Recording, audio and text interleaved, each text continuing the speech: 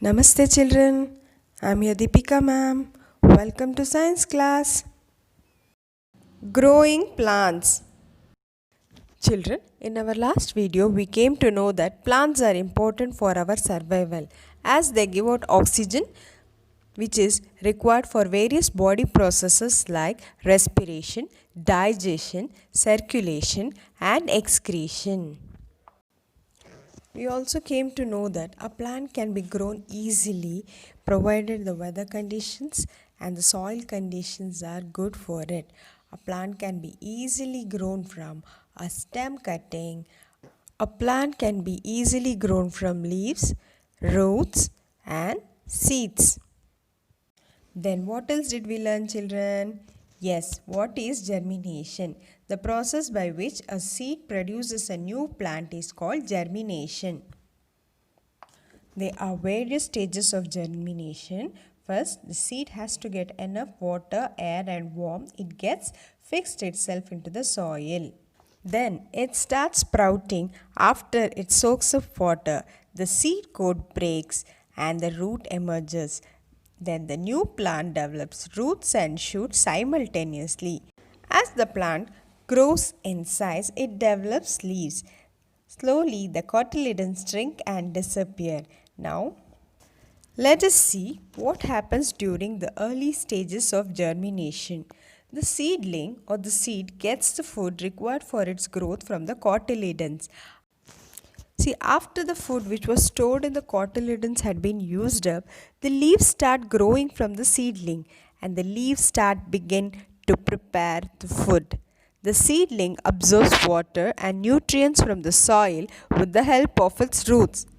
Air also reaches the seed through the pores or the holes in the soil. It develops leaves and grows into a plant. That is why, children, soil is very important for plant growth. Now, what will happen if you sow many seeds too close to one another? Yes, they will start fighting for air, water, light, nutrients, and space to grow because they will not be the same size, they will grow in size also. So, as a result, many of them will die, the stronger ones will survive. In order to ensure that plants don't grow too close to one another, it is better to plant the seeds little far away from each other. Okay, children, now we came to know that we need to plant either seeds or leaves or stem or roots to make the plants grow. Have you observed sometimes on an empty land when all the plants have been plucked out and the soil is cleared? Then also new plants start growing. How is that possible? Nobody ever plants any seeds or stems or roots or leaves. How come the new plants develop on their own? Have you ever wondered, children? Well, children, it is not only we who are taking care to grow plants. Mother Nature has taken help of others also to grow plants. Do you know who are they? They are wind, water, animals, and a method called explosion. The process by which seeds are scattered away from the mother plant is called dispersal. Dispersal of seeds happen mainly by four ways. One is by wind, second animals, third by water, and fourth one by explosion. First one, seed dispersal by animals. Animals love to eat fruits and vegetables. After eating the pulp of the fruit, the animal throws away the seed which sprouts into a new plant provided all the suitable conditions are there. Sometimes sticky seeds cling to the fur of the passing animals and then fall off. These seeds are commonly known as burrs. In some trees, the seed is in the middle of a fruit. When an animal eats the fruit, it cannot digest the seed, and the seed is expelled when it passes motion. Nuts are also collected and hidden by animals like squirrels. Some of these seeds are buried and forgotten, and from these seeds, a new plant grows. Some seeds, such as cockle bur, it's a type of plant, have spines or hooks. These seeds stick to the bodies of animals and birds. and are thus carried away from the mother plant. Birds and animals eat fruits of various plants. Undigested seeds of these fruits pass through their digestive system and are dispersed to other areas.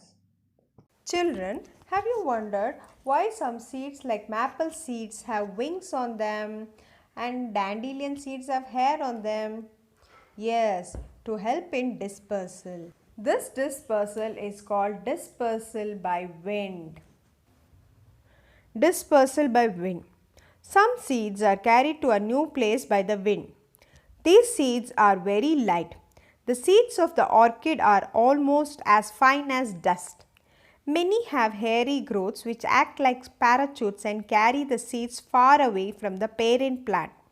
The seeds of the dandelion are carried by the wind.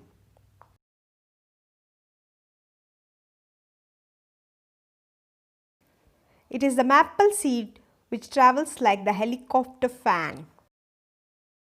A closer picture of the dandelion seed.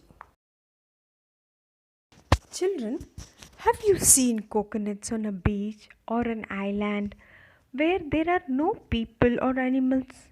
From where did the coconut trees grow? Who got the seeds of the coconut tree there? Just think, children, what is near a beach or an island? It is a natural source. Yes, it is water. Dispersal by water. Water lily and coconut palms are carried by water. Coconut can travel for thousands of kilometers across seas and oceans. The original coconut palms on South Sea Islands grew from fruits which were carried there from the mainland by ocean currents. Children, can you see a beautiful picture of a sprouted coconut? You can see here the coconut seed is being carried away in water to a beach. Once it comes to a beach, there it fixes itself in the soil and grows into a tree. The next type is seed dispersal by explosion. Dispersal by explosion. Some plants have pods that explode when ripe and shoot out the seeds. Peas and bean plants also keep their seeds in a pod. When the seeds are ripe and the pod has dried, the pod bursts open and the peas and beans are scattered. Children, you might be wondering how dispersal by explosion happens. Let's see a beautiful video showing dispersal of seeds by explosion.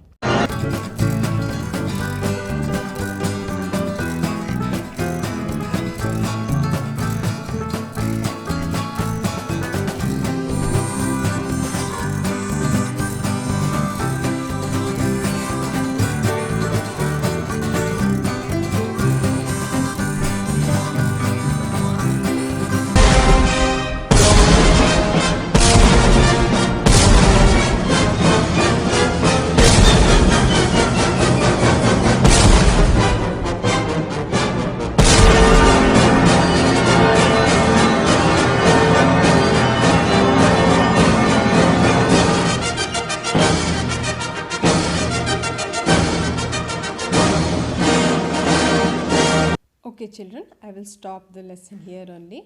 Now open page number 14. Page numbers can vary, no problem. Try to answer this exercise as homework. Turn to page number 19 and try to do A main, first 4, match the following first 4, B main, first 4 on your own. Stay home, stay safe. Thank you.